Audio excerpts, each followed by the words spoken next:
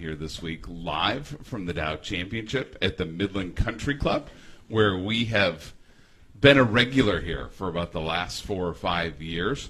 Our good friend Art has been a regular since day one when it was the Dow Great Lakes Bay Invitational.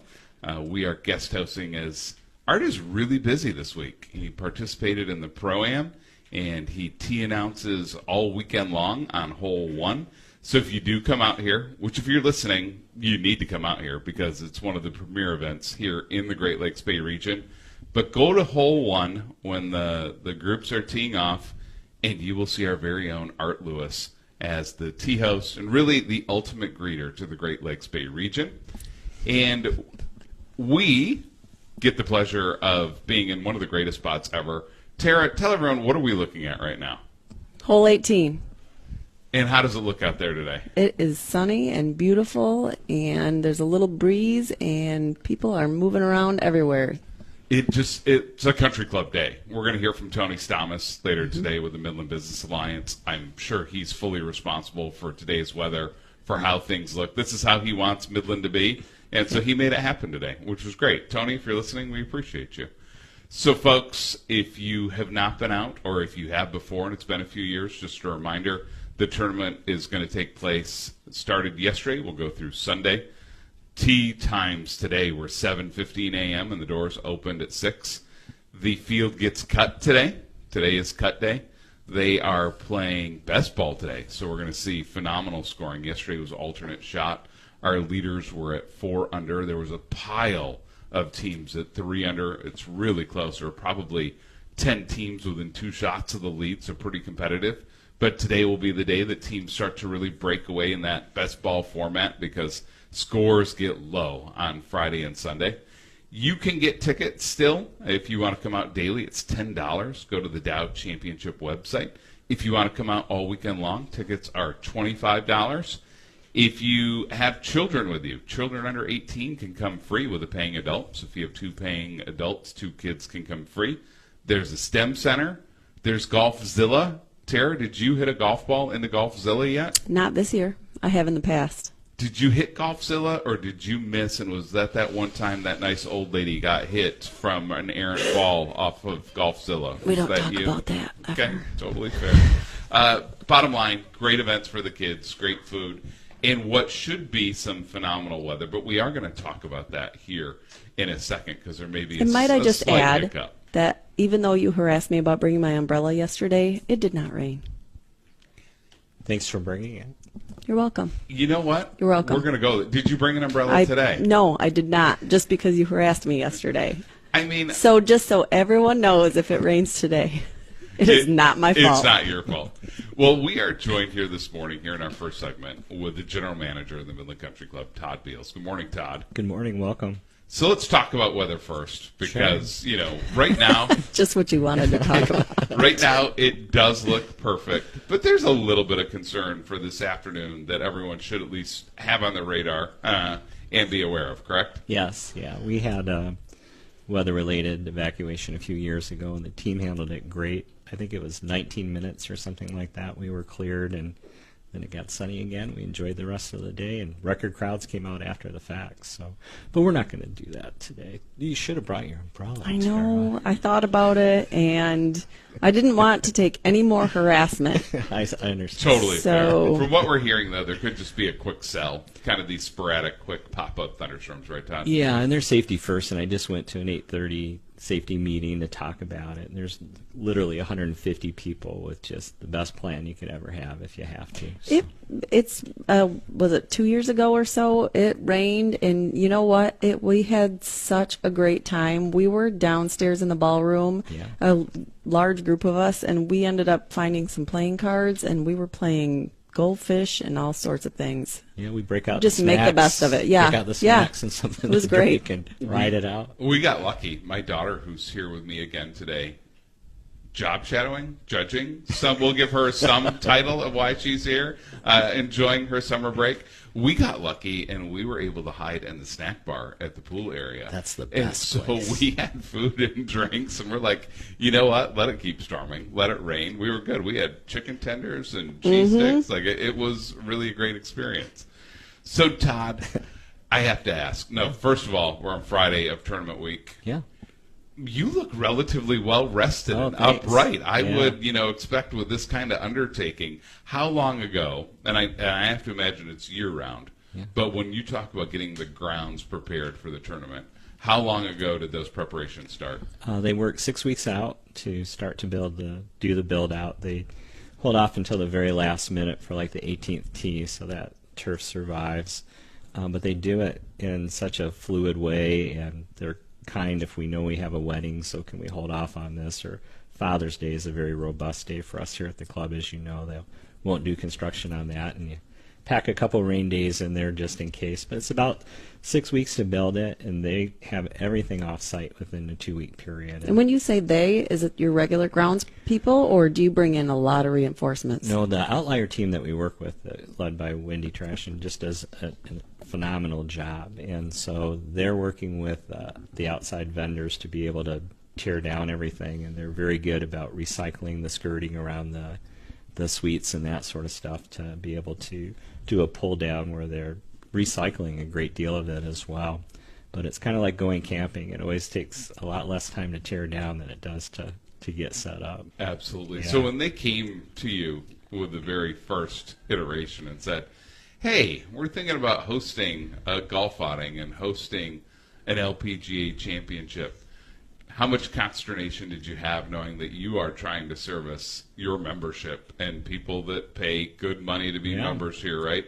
And it's a disruption, so you have to find a balance of how are you taking care of your membership but still hosting a world-class quality LPGA event. Yeah. How difficult was that when they first told you? I had some experience with an LPGA event. I worked at Walnut Hills Country Club in East Lansing for the Oldsmobile Classic, and then also had volunteered at some PGA events with some friends with Clubs of Mind as well. So, and the LPGA says we're the smallest golf course in the biggest clubhouse, so I knew that we could handle that, and I knew just kind of like from coming from the Detroit area, what a great membership we had here, how kind and invested everyone was. So, and that kind of all came to fruition. We have a great representation for volunteerism from the membership.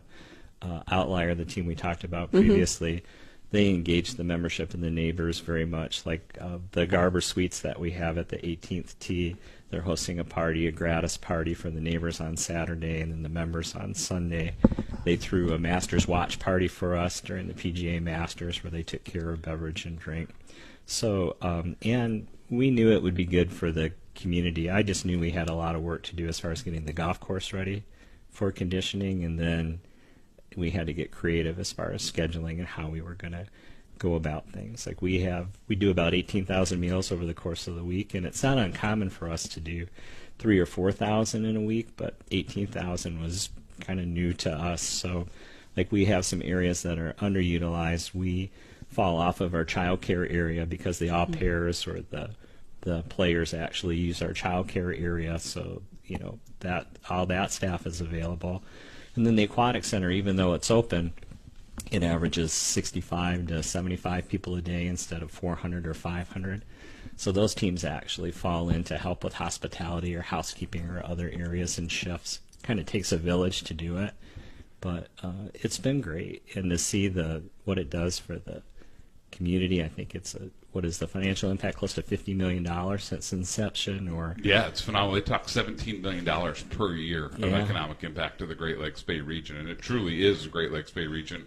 One of our offices is in downtown Bay City, and the other night I had to stop there and kind of do a check the mail, a couple quick work things. Yeah. We've been here so much, and I pulled in, and there was 10 of the shuttles, the black shuttles, the vans that have been moving people around the event, all at the hotels in downtown Bay City, and you can see the reach that this is truly regional and that everyone's getting an impact. And we love that, all for that regional economic impact. So $17 million a year.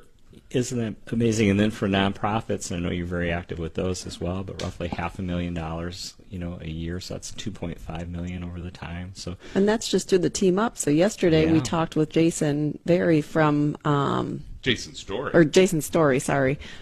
Wrong Jason. Wrong Jason. From Regrow Together. and he talked about the meals. So you just talked about 18,000 meals, you Yeah. said, and how they are able to utilize any overage that you have at the end of the day and put it back out into the community. Yeah, Hidden Harvest is here twice a day in the loading dock, but it is neat to, like, when I see the club grounds or the people that I know on TV, national television or the Golf Channel, makes me feel greater. I went to the Bully last night, and I am fresh and ready to go. We try to, do our shifts, so they're 12-hour shifts. But a lady from Australia came just to watch the event and sat next to her at the Bully and just talking about what a great event it is. So it gives you a great source of pride. So a little anxiety in the beginning when Mr. Fitterling kind of said, hey, what do you think about this? But it's really worked out great. Well, I'll tell you, if anyone has come to Midland and they hit the Midland Country Club and the Bully in the same day, they're coming back. I can guarantee that. I have to agree. We're going to take a quick break. We'll be back with Todd Beals, General Manager of the Midland Country Club. Hi, I'm Jen. And I'm Kevin. Overlooking that hole, or do you like to go to a quieter spot where you can really enjoy the game of golf? All of the above. Actually, yesterday when you went out to tee announce, I just kind of walked around by myself for a while, which, it was extremely peaceful, but it was nice because I just kind of stopped whenever they were, teeing off or putting or whatever and watched and then just kept going because the entire course is actually very beautiful here. There are no dandelions. Thank you. So, Todd, question, because you're going to know the hole better than me, but there is a hole set up right now with Adirondack chairs all around the green. Yeah. And I'm looking at it. Is that hole, what is that? That's hole number 4. That's 4. Yeah. That's become the best spot, especially yesterday when it was hot. Yeah. There's one little area where the Adirondack chairs are in the shade, and you're right there by the green.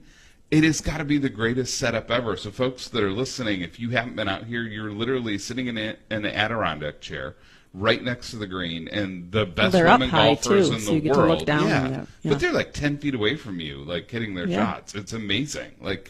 And Todd, have you found that the feedback you get from the patrons of being here, are people shocked at how close they really get to the action? They really are. Even the volunteer area, they were on the back tee yesterday, so when the players were 3 feet from the volunteers or the team that was out there, and those Adirondack chairs are neat, and that's a tricky green too. It's kind of a double layer green, so it's a neat spot to watch. It is. We were watching Mr. Fitterling hit a lawn dart. He threw a dart onto that green. He got a hole-in-one there last year. Oh, did he Yeah, really? early in the season, in April. Yeah. He ended up on the upper plateau, and it's all pin placement, right? Yeah. So depending on where that pin is, if you're upper or lower, it's a good shot or not a great shot. And he had a great shot, but they were just on that plateau and couldn't get their birdie. But we were watching. I'm always on the front of the green, and then it'll roll into the creek. That's my patent shot. Oh, that's your Yeah, shot? yeah. Yeah, totally fair. So a couple more questions for you, Todd, that I think everyone's curious about. You're a business at the end of the day. It's a membership business. But have you found this to be a lucrative event for the country club? Or is this wow, we're doing a lot for the community on this one? How do you balance that when this came your way? Is it ended up being kind of that plus for you, or where's the balance? Sure. From a financial model, actually, it's very beneficial. It's almost 1 month's worth of dues that's discounted for the membership when it comes down to it. So, because the monies or the proceeds that we get from the event after everything's taken care of goes directly into the general fund to help keep our dues down. And we're in the 10th percentile for light clubs as far as how much we charge for dues. We're really quite affordable. And so, we're very glad that it's here through 2029, and the team benefits from it. So, for example, my chef might work a great deal of hours during this week, but I'm able to have an assistant for him throughout the year so that there's benefits besides just this week that happens for him. And the thing is, it's a labor of love, right? It's great for the community, it's great for the club, it's great for everybody. And we found, our partners in Outlier and Dow to be very generous and very kind. Yeah, I was hoping that that's what you would say, because when you bring on an undertaking, you would hope that there are some benefits as well. But Yes. I'm also guessing on the opposite side, though, when you host an event like this, you suddenly have thousands of people traipsing across your grass and your fairways and your rough areas, and the course definitely gets some wear. So how does that balance in terms of, now having an event where all the people are walking all around? How long does it take the course to recover? Yeah, we're very fortunate the way the rope plan works, or the way the suites are really out of play, or the STEM center's out of play.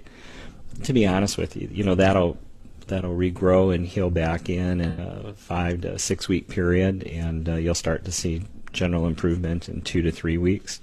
But it's just really the coloration of an area that's out of play, and they're very careful with their setup and their crews, whether they're using plywood or turf tires to be able to move the equipment. And we're also fortunate that we play up until Monday. We had golfers out here Sunday night until late, and then they'll play again this upcoming Monday. So it's really just 1 week, and the way that the setup is, I love this, how it's kind of a natural amphitheater right outside of our window here with the 18th hole. So that's where the majority of the build is, or on the other side of the practice green where the STEM center or the welcome center to the left of 16. So that's what's great, it really, and we take great care of the golf course every day, but it's neat for the people that played last week or that play next week. It's kind of cool when you still have those stands around. We actually had a twilight golf with couples, and it's really drinking and a little bit of golf, not the other way around. And we were full with parties on Friday night, and so they actually were out in the Garber Suite. They had dinner and drinks out there after their round of golf. So there really are some benefits to it, and it's not really intrusive at all. Is the movement of things, so the STEM center's in a different area than it was 2 years ago, yeah, but so are a lot of other fixtures that are put up for this event. Have those things moved because you found that there's better places for them for whatever you have to fix later? Absolutely. Like STEM is so convenient to the drop off for the kids, and it's so cool to see the kids coming out of the school buses. They're so excited. Way out, yeah. So they don't have to walk that Go far in the find it. heat, etc. And the entrance just made it so much more convenient with where it's at, or that the volunteers could be out there before they were downstairs. Now they're right part of the experience. So it just seems to flow well, and that's what I really like about the Outlier team, is that every year they want to kind of tweak it or make it a little bit better, or make it So it's that all it just works a learning. better. Yeah. And the parking that frees up, having the entrance where it is now off of 16 versus all those parking spots that we had for when you first come in, that's advantageous, or a lot safer as well. So, Todd, I want to leave you just with one quick thing, which is a little bit of feedback, which I have heard from the players through the years. Okay. Many have said that they love coming back here, and this is their favorite tournament because of the clubhouse, because of the amenities, because of how beautiful it is, because of the locker room. And I will just say, whatever you're doing here, please keep doing, because if you're getting these top professional golfers from around the world that love it here this much, that they keep coming back and they're praising it, sir, it has a lot to do with you and your team and what you offer here at the Midland Country Club. Thanks. Yeah, I'll pass that along. We have the best team, and we love the players, so thank you. Well, thanks for joining us. Yeah, thank you. Thanks, and Tara. we'll be back after these messages. Thank you very much. At Crystal Clear Hearing in Saginaw.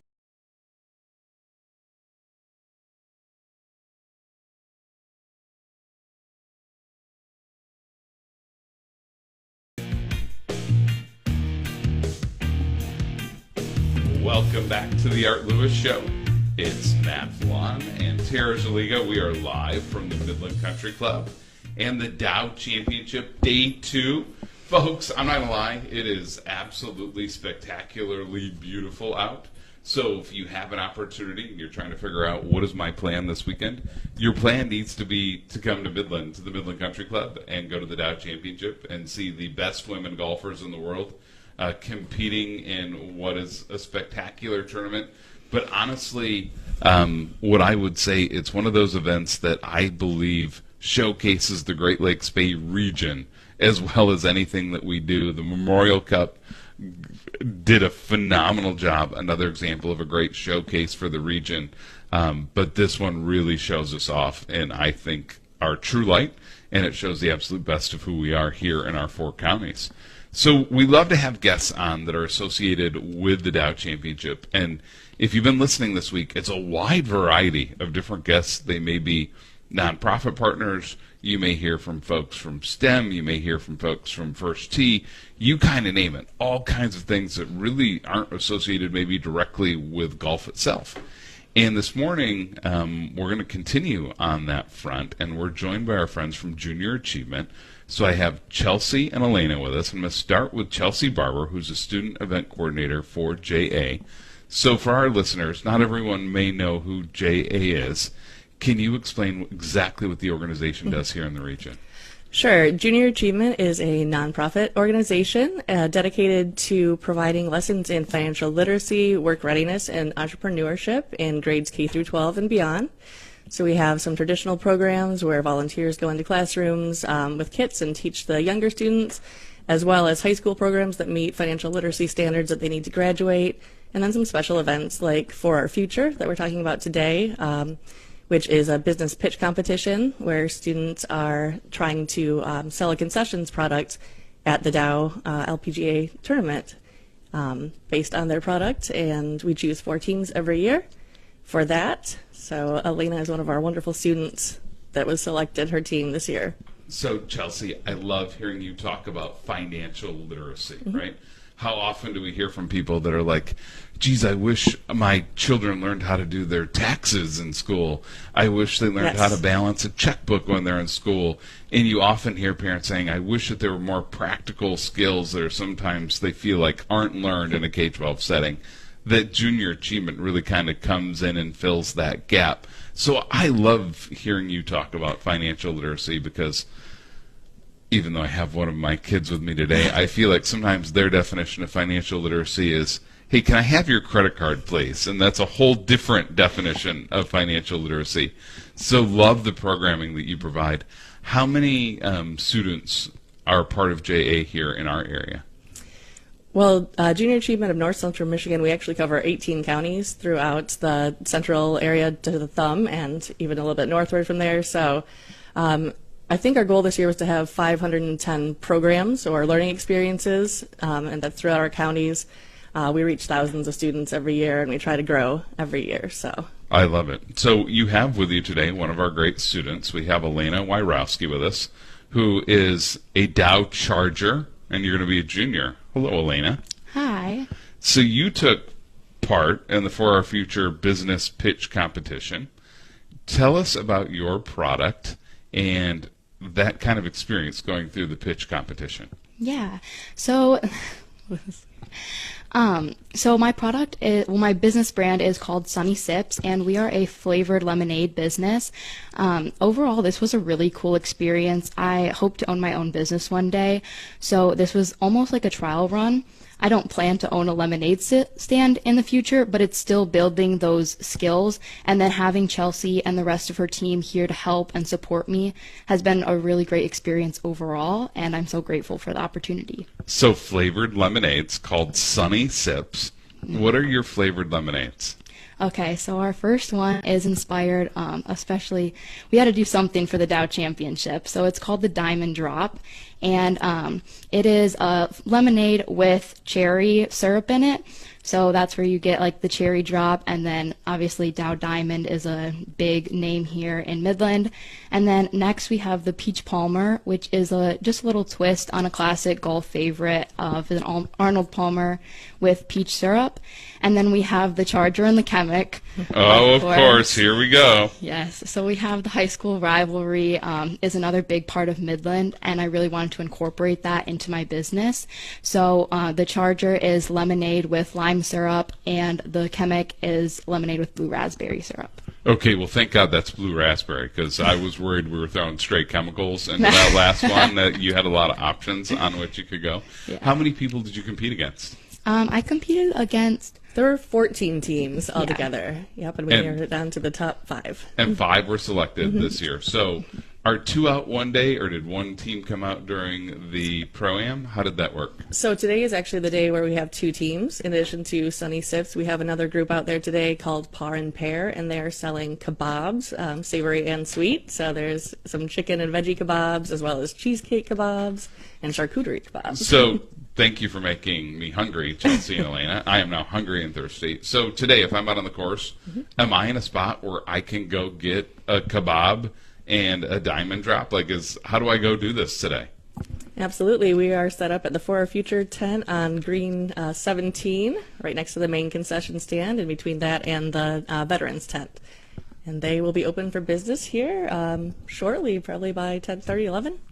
I love it. So, ladies, we're going to take a break. When we come back, we're going to keep chatting with Elena about Sunny Sips and about being a student. We may bring a special guest on along with her after these messages. We're proud to make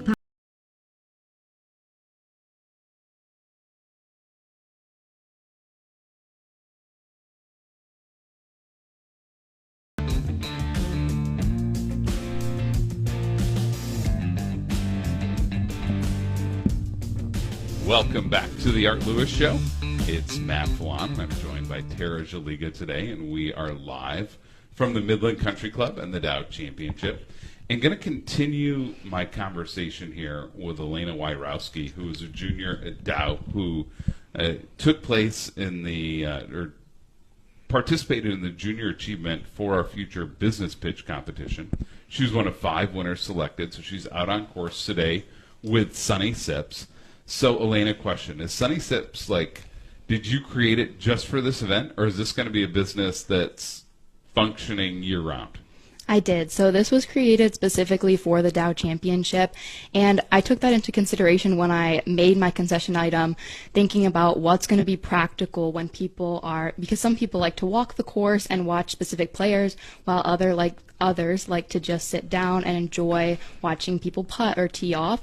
So making something that was both sustainable, because that's one of the Dow Championship's great values, is that a lot of their stuff is reusable and renewed. So not only making it sustainable, but making it easy and portable, simple to transport. All of those were taken into consideration when I made my brand. As well as the names, like I had mentioned earlier, the Diamond Drop and the 2 specific to Midland. These were all thoughts that were poured in specifically for this event.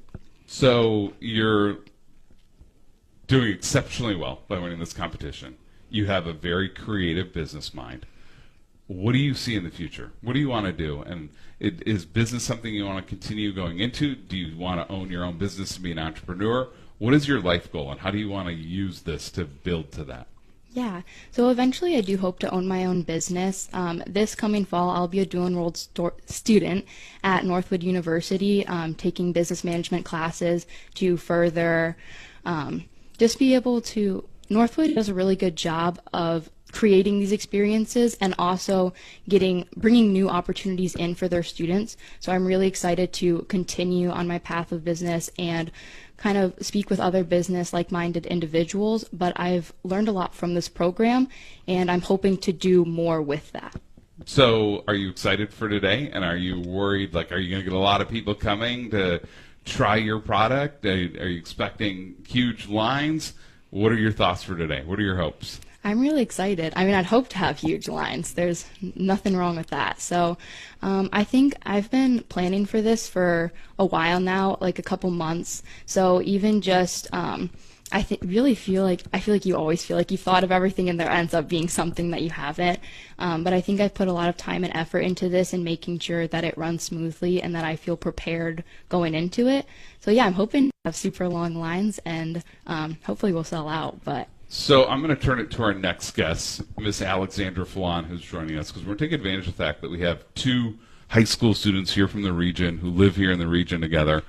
Alex, we're clearly going to go to Sunny Sips today now at some point. Yes. Which drink are you going to choose? The Diamond Drop actually sounds so good. It kind of reminds me of a Shirley Temple. That sounds good. So Diamond Drop it is. I'm not going to lie. I may have to try the Peach Palmer because I'm kind of an Arnold Palmer kind of person, so it sounds delicious. Do you think we go get kebabs as part of this or no? Yeah, I heard the cheesecake kebabs or the charcuterie. Oh my gosh, that sounds delicious. So we have to be a part of this. So Elena and Alex, while I have both of you, I'm going to ask you both a couple questions because your voice is so important to kind of the future of this region and what we do. One of the things I often hear from people your age, and we're just going to put you in that 15 to 17-year-old category, is there's nothing to do here. And we hear it all the time. Geez, there's nothing to do here. Elena, do you believe that this is a city and community and region with nothing to do? or do you think we have a lot to do? What's your opinion? I think a little bit of both. I can definitely see both sides. I think during the school year tends to be a lot more busy, especially for me being a student athlete and then trying to balance schoolwork. I feel like there's a lot more events that take place